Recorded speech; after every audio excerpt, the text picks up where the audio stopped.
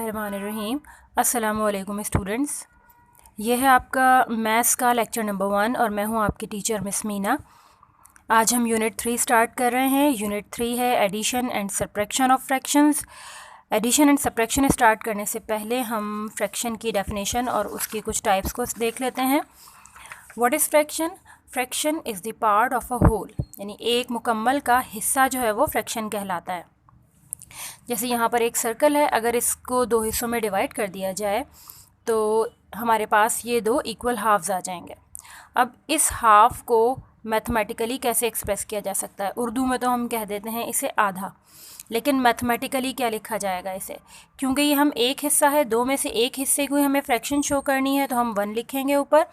और total divided parts कितने हैं, यानी इस सर्कल को टोटल कितने हिस्सों में डिवाइड किया गया है? 2 हिस्सों में, तो टोटल डिवाइडेड पार्ट्स हम नीचे लिख देंगे। तो हमारे पास ये फ्रैक्शन आ जाएगी 1/2, जो कि इस पार्ट को शो कर रही है, इस हाफ को शो कर रही है 1/2। इसमें 1 ऊपर लिखा है हमने, ये कहलाता है न्यूमरेटर,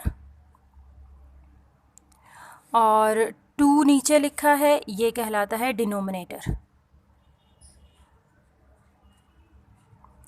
इसी तरह से अगर सर्कल को 4 हिस्सों में डिवाइड किया गया है और हमें इन 3 हिस्सों की फ्रैक्शन शो करनी है, यानी इन 3 पार्ट्स को फ्रैक्शन की शक्ल में शो करना है, तो इसकी फ्रैक्शन क्या बनेगी? कितने पार्ट्स हैं ये? 3। शेडेड पार्ट्स कितने हैं? 3। और टोटल पार्ट्स कितने हैं? 4। तो इसकी फ्रैक्शन होगी 3/4। इसमें 3 न्यूमरेटर है, 4 डिनोमिनेटर है। इन दोनों फ्रैक्शंस में एक चीज़ कॉमन है, और वो ये कि इनका न्यूमरेटर डिनोमिनेटर से छोटा है। यहाँ पर भी न्यूमरेटर डिनोमिनेटर से छोटा है, तो ऐसी फ्रैक्शंस कहलाती हैं proper fractions.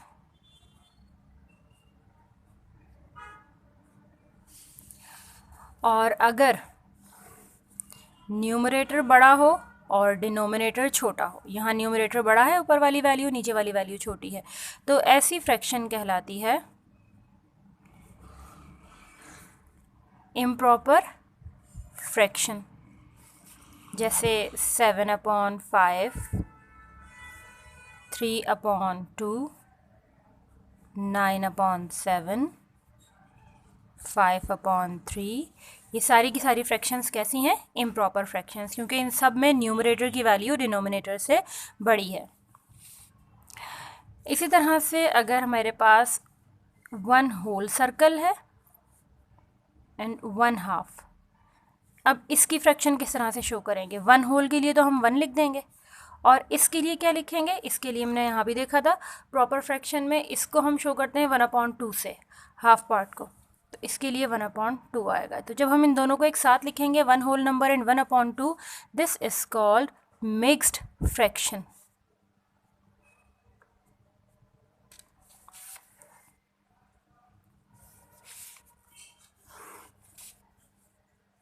Then equivalent fraction.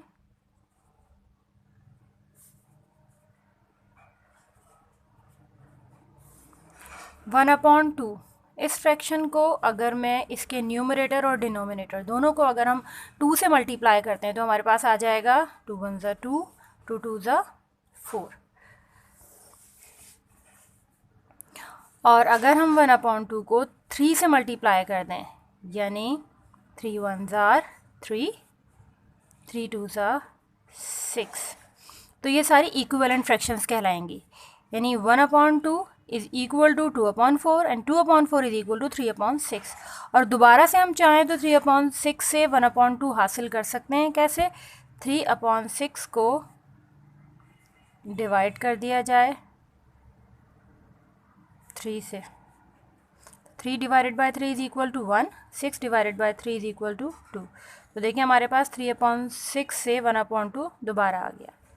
तो हम कह सकते हैं 1/2 is equivalent 2/4, 2/4 is equivalent to 3/6। Equivalent fraction बनाई कैसे जाती हैं? अब हम अपने फ्रैक्शन में न्यूमरेटर और डिनोमिनेटर दोनों को सेम नंबर से मल्टीप्लाई कर दें या सेम नंबर से डिवाइड कर दें, तो हमारे पास इक्विवेलेंट फ्रैक्शंस आ जाती हैं।